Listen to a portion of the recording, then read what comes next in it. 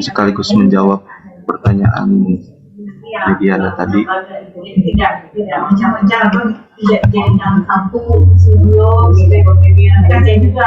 Nah, pertama, kalau kita menulis berita itu kan memang intinya adalah kita melaporkan sesuatu ya,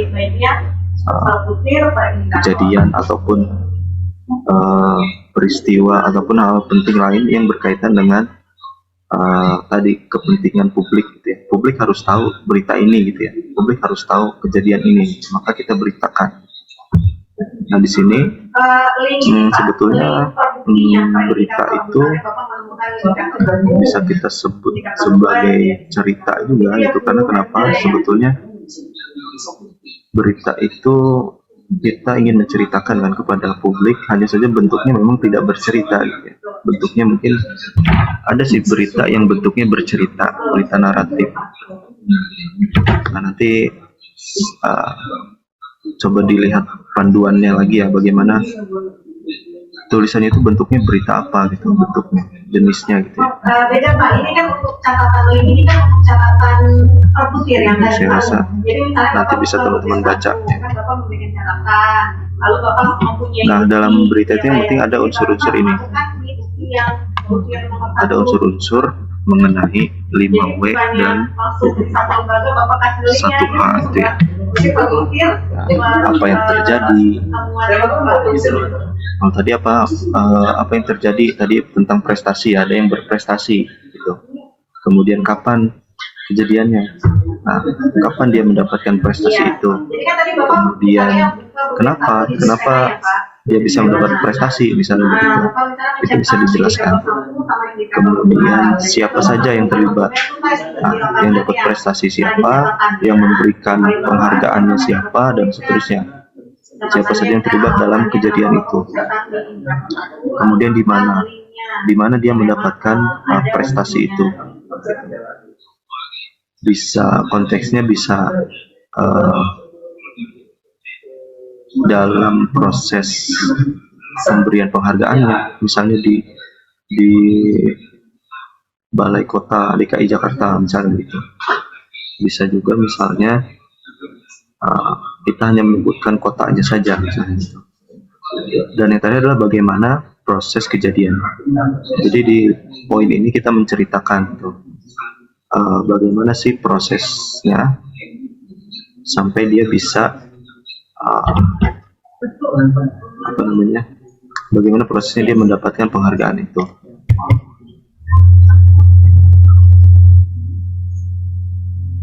Oke Pak.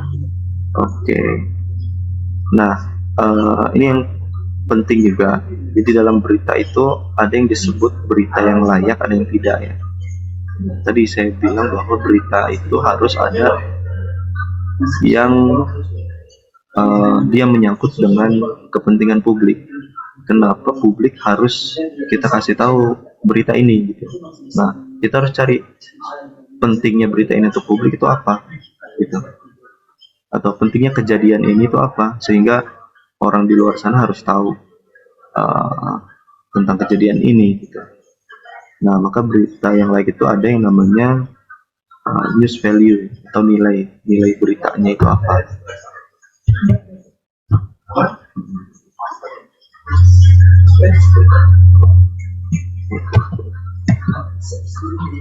Nah news value itu apa? News value itu adalah peristiwa-peristiwa yang memiliki nilai berita itu konflik misalnya, atau bencana, atau suatu kemajuan, atau dampak ya. Kemasyhuran itu apa ya, sesuatu yang populer begitu. Kemudian sesuatu yang baru dan dekat, kemudian ada sesuatu yang ganjil atau yang berkaitan dengan human interest, ataupun yang lain-lainnya yang berkaitan dengan kenapa orang harus tahu atau kenapa orang harus membaca informasi tersebut. Tuh. Nah jadi kalau tadi berita yang tertulisnya belum baca sih ya, yang ditulis Mediana ini berkaitan dengan apa tadi,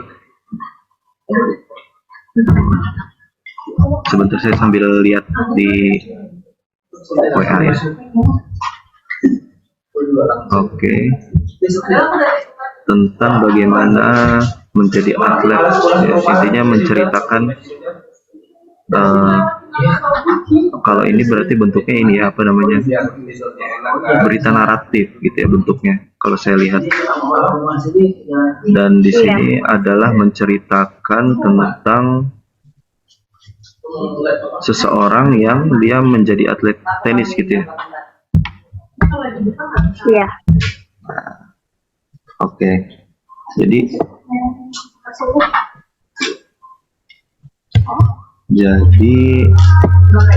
memang dalam kalau konteks beritanya seperti itu, ini kan berita artinya bukan hard news ya, bukan berita yang urgent dan penting-penting banget gitu. Maka harus disajikan dengan menarik. Nah, cara menyajikan menarik itu adalah ini sudah benar yang disajikan oleh Mediana gitu ya, menggunakan berita naratif atau feature ya. Nah, karena kenapa harus feature? Karena itu ini masuknya jenisnya soft news. Soft news itu berita yang tidak berat dan dia tidak harus tidak urgent untuk dibaca semua orang gitu. Tapi ketika di dalamnya kita berkisah gitu ya, nah itu orang yang tidak merasa penting pun, tidak merasa perlu pun, akhirnya dia akan penasaran gitu dengan berita yang kita tayangkan. Nah, ini kaitannya juga dengan news value tadi ya. Jadi ada yang pertama cepat. Jadi kalau bisa memang prestasi itu yang diceritakan itu bukan sesuatu yang terlalu lama gitu, misalnya beberapa tahun yang lalu gitu. Tapi kalau bisa yang paling terbaru gitu, yang aktual. Kemudian yang kedua adalah nyata, jadi kita tidak boleh mengarang, tidak boleh asal-asalan, misalnya tidak ada sumbernya nih, ya udah bikin aja sumber narasumbernya kita ngarang aja gitu. Nah, itu nggak boleh. Kita harus benar-benar mencari sumbernya siapa dan apa yang dikatakan oleh narasumber itu yang kita kutip, itu yang kita tulis gitu. Kemudian yang ketiga adalah penting. Nah, penting ini seperti saya sebutkan tadi, kalau bicara hard news maka pentingnya adalah dia betul-betul berkaitan dengan kepentingan orang banyak gitu. Nah, tapi kalau soft news itu pentingnya itu bisa kita mainkan gitu ya, bisa kita buat kayak gitu. Misalnya dalam berita yang Mediana tulis di situ tentang bagaimana seorang dia bercita-cita menjadi atlet tenis dan akhirnya berhasil mendapatkan prestasi. Nah, pentingnya di mana? Nah, itu yang bisa teman-teman kemas gitu. Misalnya menurut teman-teman, misalnya pentingnya adalah proses yang dia lalui, misalnya dengan latihan, dengan dengan bekerja keras dan seterusnya, akhirnya dia bisa mencapai di titik yang berprestasi.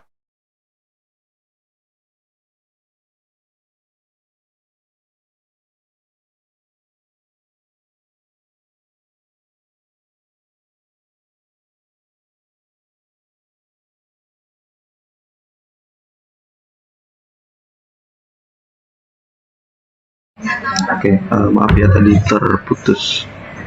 Jadi saya lanjutkan. Jadi dalam soft news pentingnya itu adalah sesuatu yang bisa kita buat gitu ya. Misalnya prosesnya, kerja kerasnya, misalnya gitu. Itu adalah menarik.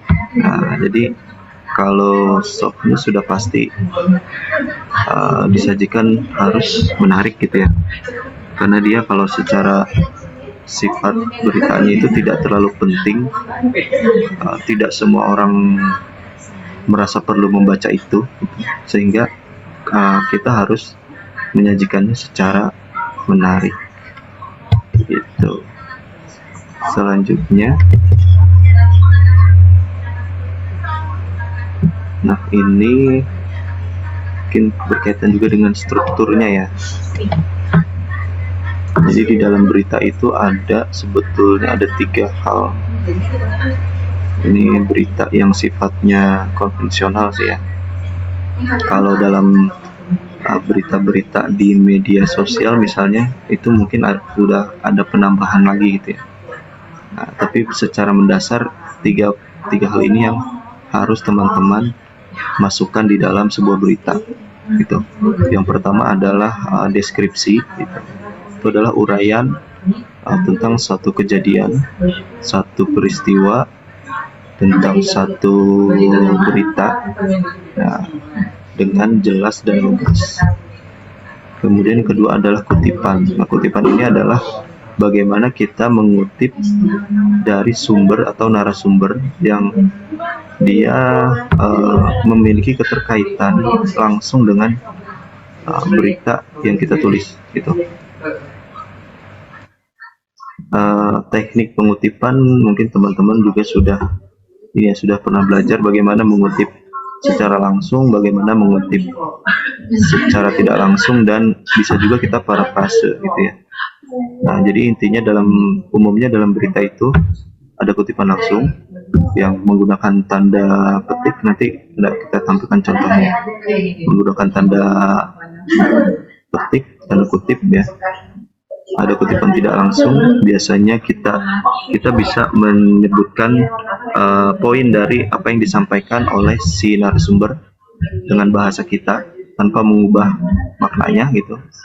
Nah, kita bisa mengutip secara tidak langsung, atau kita juga bisa memparafrase. Nah, misalnya ketika kita wawancarai narasumber ini, ceritanya panjang lebar gitu ya, sehingga kita juga sulit mencari poinnya gitu misalnya. Nah, itu bisa kita parafrase lebih sederhana, lebih mudah untuk dicerna oleh pembaca. Nah, yang terakhir adalah data-data. Nah, data ini kaitannya dengan misalnya kita menyebutkan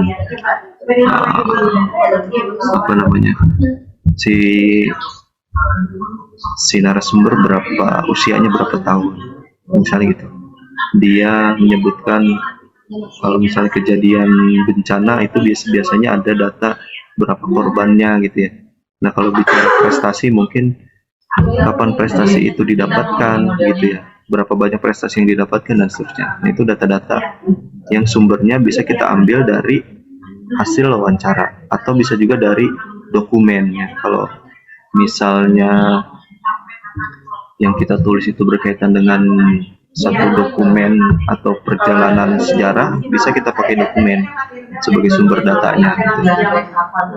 Tapi misalnya nggak ada dokumen, kita harus mencari sumber secara langsung. Nah, tadi kalau misalnya boleh nggak kita ngutip dari media lain untuk di dalam berita kita gitu ya. Nah, mungkin dalam praktek jurnalistik itu sering digunakan gitu ya. Misalnya di satu media dia mengutip dari media lain gitu. Nah, tapi secara nilai berita, secara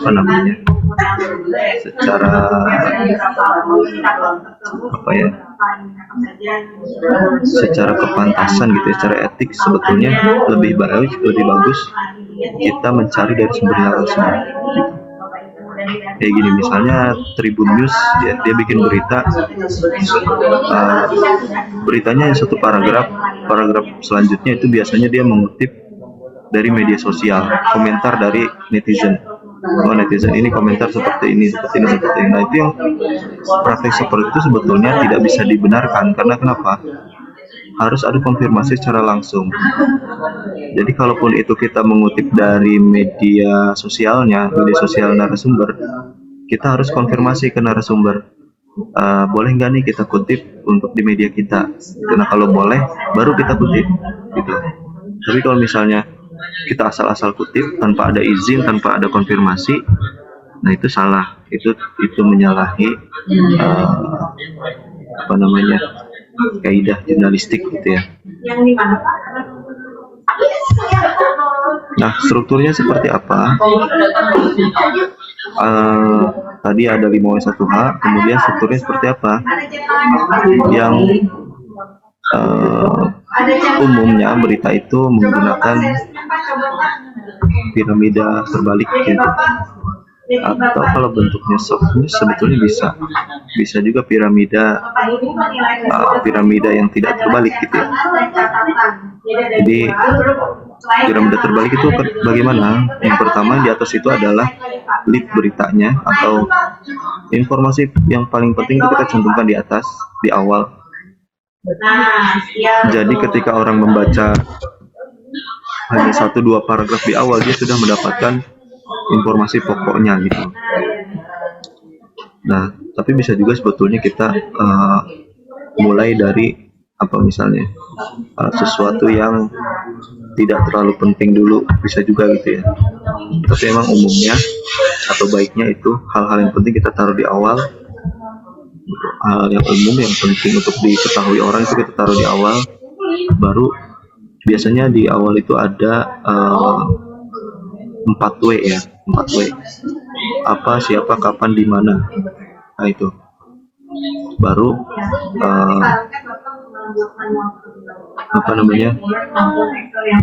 kenapa dan bagaimananya baru kita jelaskan di body atau di isi teksnya gitu, isi beritanya. Nah, kenapa begitu? Karena biasanya untuk menjelaskan why dan how itu perlu lebih panjang ya.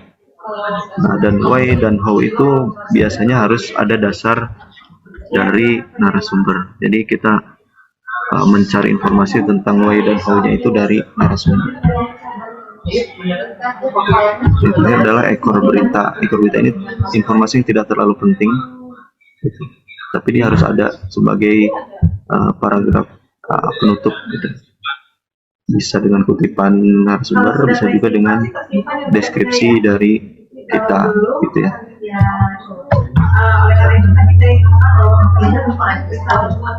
Itu jadi strukturnya. Kalau tadi mungkin medianya itu bisa dilanjutkan dulu sampai selesai dulu aja ya, beritanya seperti apa.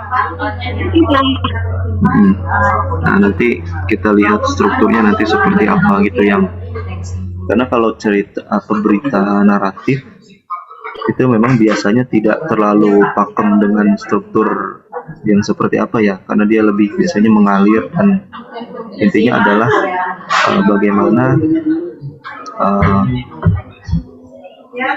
orang membaca berita itu tidak seperti membaca berita, dia seperti sedang membaca sebuah karangan atau sebuah cerita gitu ya.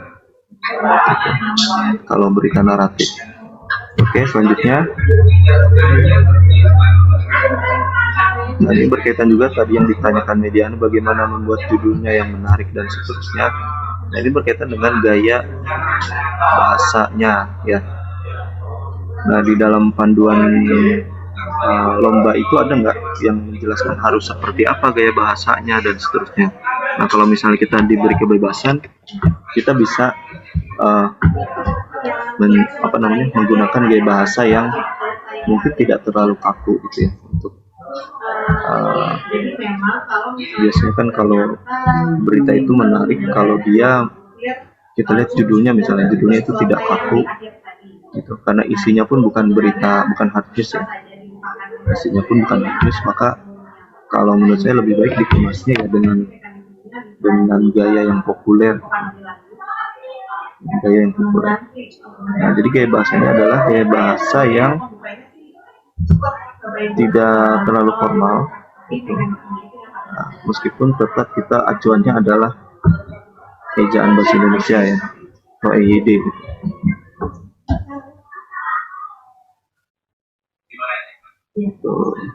Nah, kalau di dalam media massa, misalnya beritanya kita mau publis di sebuah portal berita, maka kita harus menyesuaikan gaya bahasanya dengan yang digunakan oleh portal atau media tersebut.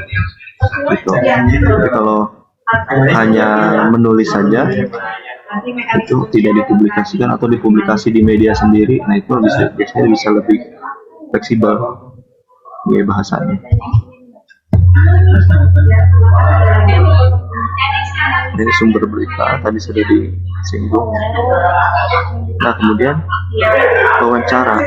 Ketika kita mau mendapatkan sumber yang apa namanya, yang otentik ya, yang primer gitu, kita mencari datanya itu dengan melakukan wawancara. Misalnya kita tadi mau memberitakan tentang orang yang mendapatkan prestasi,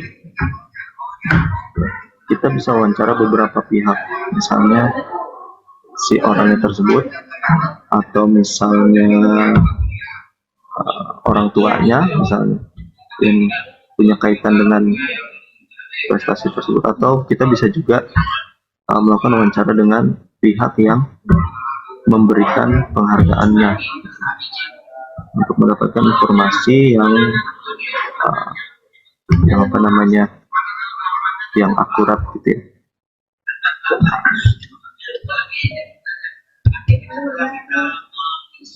Nah, ini wawancara itu ada beberapa jenis. Kita bisa wawancara langsung, janjian, ketemuan ya, ketemu langsung, atau wawancara khusus. Biasanya kalau wawancara khusus itu jatuhnya kayak di kayak talk show gitu ya, di televisi ada acara khusus wawancara dengan tokoh siapa gitu, membahas apa. Yang ketiga ada juga wawancara di tempat kejadian, misalnya kita meliput di satu tempat, nah kita mau melakukan wawancara langsung di tempat di situ gitu ya, dengan narasumbernya biasanya orang-orang yang ada di situ, itu tidak direncanakan orang-orang di situ. Kemudian bisa juga melalui kegiatan atau acara jumpa pers ya. Nah, kalau ini biasanya justru kita yang diundang dalam kegiatannya gitu. Atau bisa juga kalau sekarang bisa lewat telepon. Gitu. Jadi kita bisa mewawancarai, membuat janji lewat telepon, kemudian kita wawancarai.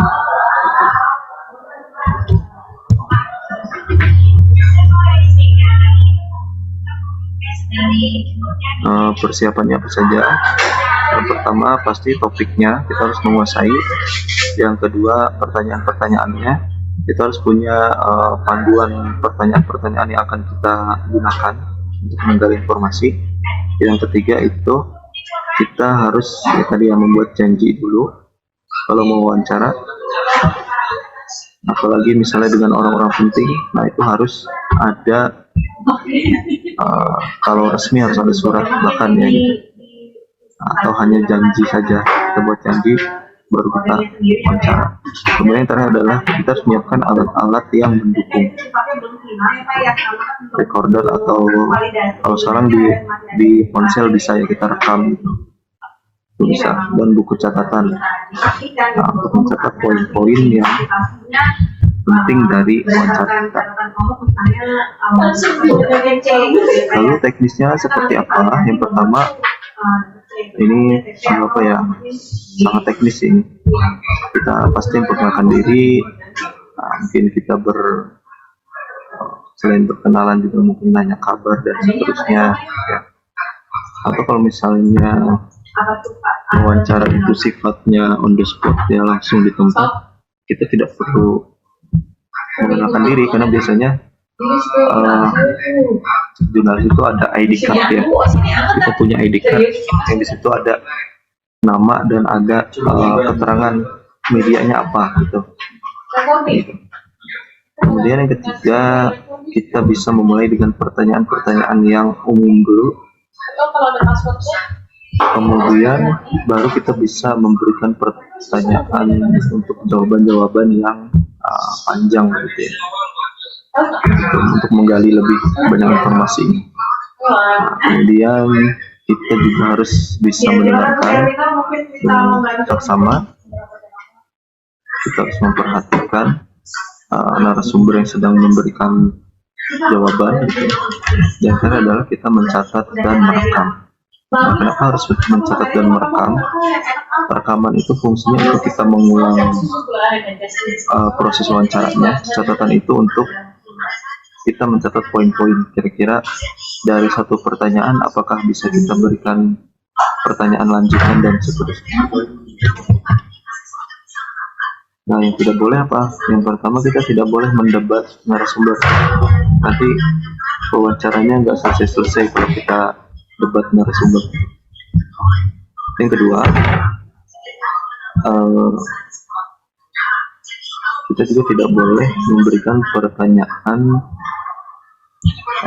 tertutup ya, yang jawabannya ya dan tidak saja, karena itu tidak akan menggali informasi lebih dalam. Dan yang ketiga, kita tidak boleh mengajukan pertanyaan yang jawabannya pendek, gitu ya.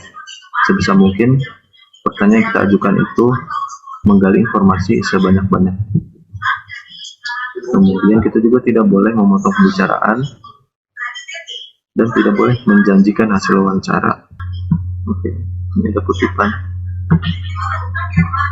yang saya rasa penting sih buat teman-teman tahu.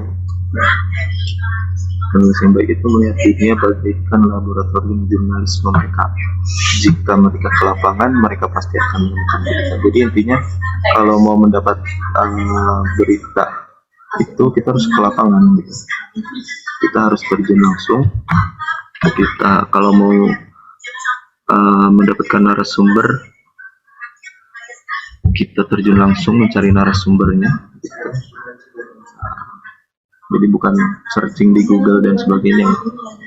Nah, itu akan lebih bagus kalau kita justru terjun langsung dan melihat secara langsung kejadiannya.